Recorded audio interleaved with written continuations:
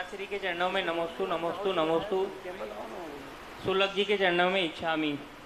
माराश्री, मेरा प्रश्न है कि आचार्य कुंतु कुंतु स्वामी विदेश क्षेत्र गए थे, तो अभी भी ऐसा संभव है क्या कि विदेश क्षेत्र जा पाए?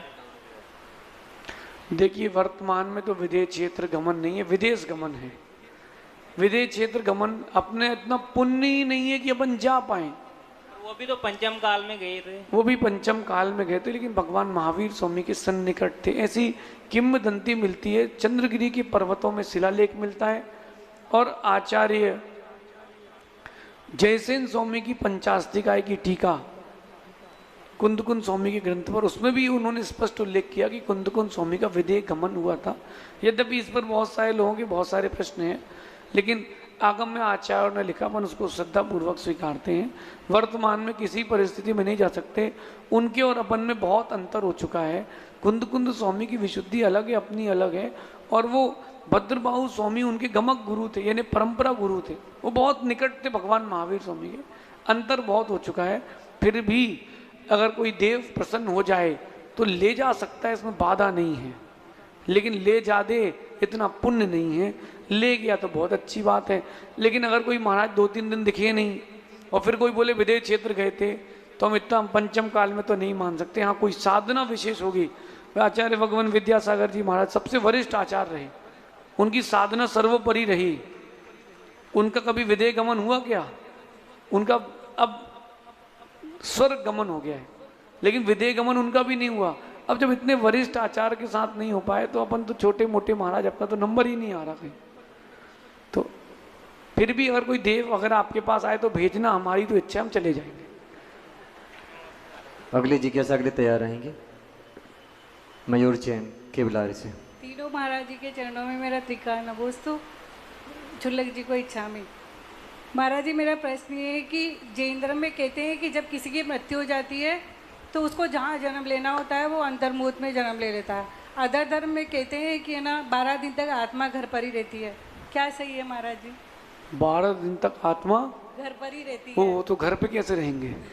तो वैष्णव धर्म में ऐसा है, सुनिए, सिद्धांत को समझते हैं अपन। मैं कुछ कहूँगा, आप कुछ कहेंगे, हिंदू दर्शन वैष्णव कुछ कहेगा, तो फिर विवाद हो जाएगा। अपन सिद्धांत देखते हैं। आत्मा कभी भटकती नहीं है। आत्मा के अंदर गुण है कि वो 3 समय से ऊपर आहारक अनाहारक नहीं रहती। एको 2 3 वानाहार का ही प्रश्न भी तत्वार सूत्र में आएगा आपके लिए। तो देखना, अब 3 समय के अंदर उसने अन्यत्र जन्म ले लिया।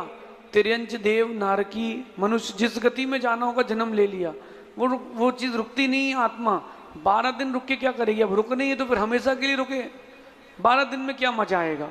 और मेरा सोचना है कि रुक गए हैं तो किसी एक आध साथ वाले के ऊपर भी रहें, तो अकेले अकेले आत्मा कहाँ बेचारी भटकेगी? कहीं शरीर तो रहे, खाना कैसे खाएगी?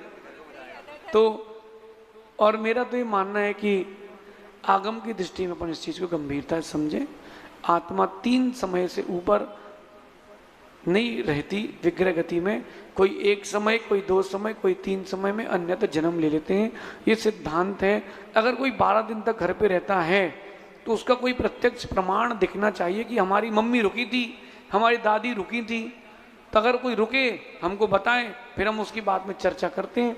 बाकी ऐसा कहीं प्रत्यक्ष में देखा नहीं जाता। कई लोग ये मानते कि वो पितर बन गए, और पितर बन गए तो उनको खिलाओ, तो साल में 1 ही बार खिलाओ, बाकी बेचारे 364 दिन भूखे रहेंगे।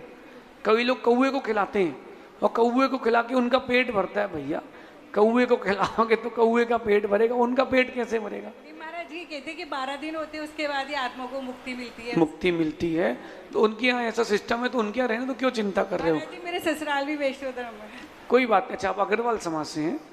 देखिए माँ, ऐसा है, किसी भी परिस्थिति में ऐसा होना निश्चित है ही नहीं, और ये सत्य नहीं असत्य है। क्योंकि 12 दिन तक क्यों रुकेगी? अच्छा, आपको कभी ऐसे लक्षण मिलेगा कि 12 दिन तक वो वहीं है? अगर है तो उसको बोलना कि हम लोग परेशान हैं, एक आध 10-50 फीट नीचे जाके एक आध मटका लाके बाहर रख दे, तो हम मान लेंगे कि 12 दिन तक वहीं है। आत्मा बिना शरीर के नहीं रहती, ये मिथ्या कल्पना है। और आपकी बात से हटके एक बात कह रहा हूँ कि भैया, आपस में मिल के रहा करो, आपस में मिलजुल के रहा करो। अगर कोई चला गया और फिर मिलने आया तो नींदें उड़ जाएंगी, इसलिए पहले से मिलजुल के रहा करो। आगे चलते हैं। नमस्ते। अगली जिज्ञासा के लिए